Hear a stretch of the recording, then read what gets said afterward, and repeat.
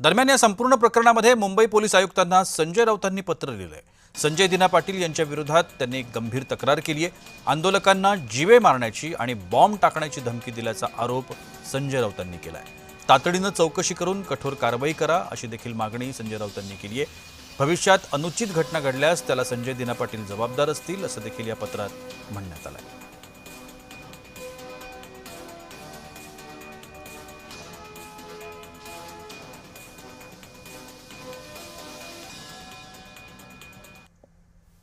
पाकिस्तानवर बॉम्ब टाकताना भारत 100 वेळा विचार करतो आणि हे म्हणतात की कार्यकर्त्यांवर म्हणजे माझ्या विरुद्ध आंदोलन करणाऱ्या कार्यकर्त्यांवर बॉम्ब टाक। एकनाथ शिंदे यांचा बॉम्बचा कारखाना आहे का?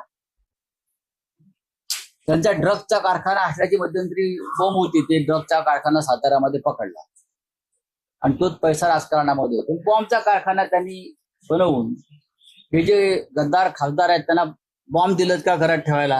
कार्यकर्ते आले का वरून बॉम्ब टाका, याची चौकशी व्हावी।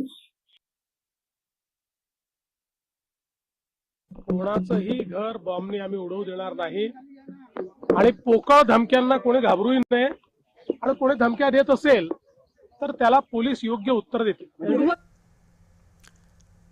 दरम्यान खासदार संजय दिना पाटलांचे कार्यकर्ते संजय राऊतांच्या